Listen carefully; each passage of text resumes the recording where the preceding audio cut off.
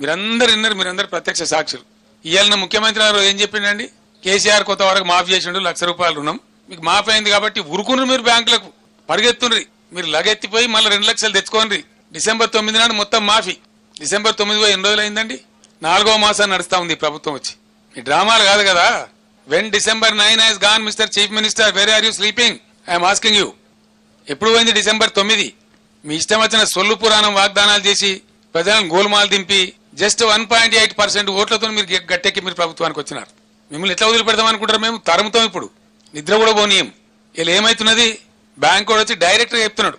అమాయక రైతులు వాళ్ళు తెలియక వాళ్ళు మాట్లాడుతున్నారు. సార్ రేవంత్ రెడ్డి చెప్పింది కదండి December 9 మాఫీ చేస్తామంటే, రేవంత్ రెడ్డి బీవంత్ రెడ్డి జాంతానని నువ్వు కట్టాలి బిడ్డ, దాన్ని మాకు సంబంధం లేదు, ఈమన్ ప్రభుత్వాన్ని ఈమన్ డబ్బులు ఈమన్ చెప్పినారు. మాకు ఈమన్ అంటే మేము వసూలుకు రాము అని నోటీసులు ఇచ్చి వాళ్ళని సతాయిస్తా ఉన్నారు. ఇప్పుడు ఏమైంది, మీరు రైతు బంద్ వేయలేదు, ప్రైవేట్ అప్పులు తెచ్చుకున్నారు, ప్రైవేట్ వడ్డీలకు పోయినారు, అట్ట కొంత నాశనమైనారు. ఇలా బ్యాంక్ కూడా మళ్ళీ ఇచ్చే పరిస్థితి లేదు. పంట వేసుకుందామంటే ఇప్పుడు ఏం కావాలి వాళ్ళ గతి?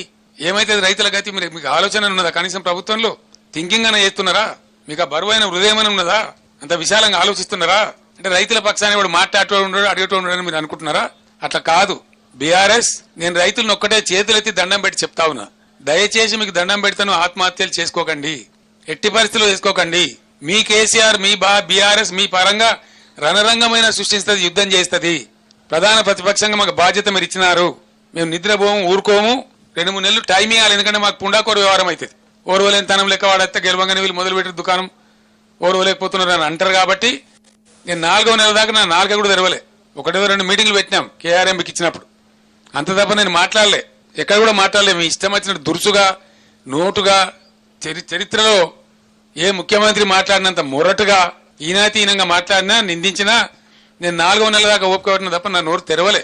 ఇలా లక్షల ఎకరాల పంట ఎండిపోతా ఉంటే చూస్తూ ఊరుకోలేం. కాబట్టి నేనే స్వయంగా చూద్దామని వచ్చిన. ఎమ్మెల్యేలు ఇతర నాయకులు తిరిగి చెప్తా ఉంటే ఒక అదే కాదు, అన్ని పోయినాయి. మీరు ఎన్ని వాగ్దానాలు ఎగబెడతాం అనుకుంటున్నారా? మీరు వాగ్దానాలు ఎగబెట్టి అందరం ఊరేగదాం అనుకుంటున్నారా? పండనీయం బిడ్డ జాగ్రత్త, మిమ్మల్ని చేస్తాం, పరిగెత్తిస్తాం ఎక్కడికక్కడ.